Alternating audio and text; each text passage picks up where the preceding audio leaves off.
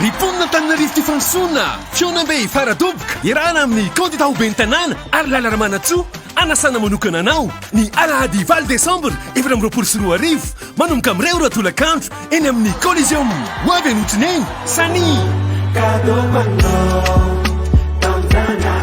César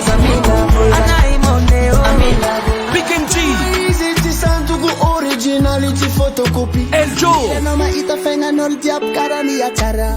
Samuel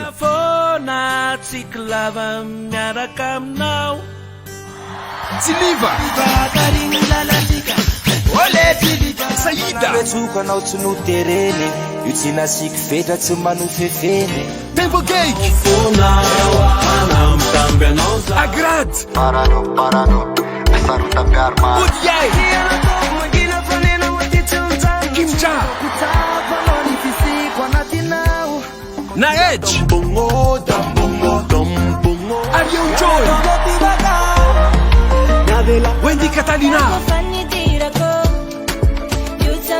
Alson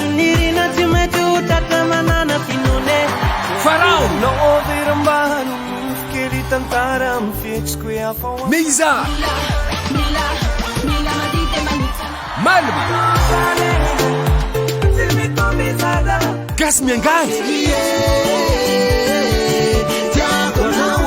Ramilson Besgiara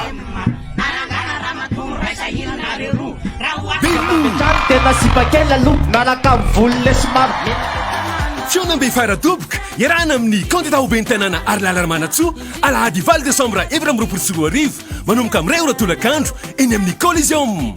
andao sika rehetra hiary entana ifity ny kandidà ho ben'ny tanàna laharana faha-7 Harilala Ramanantsoa ho an'ny fampandrosoana ny arivo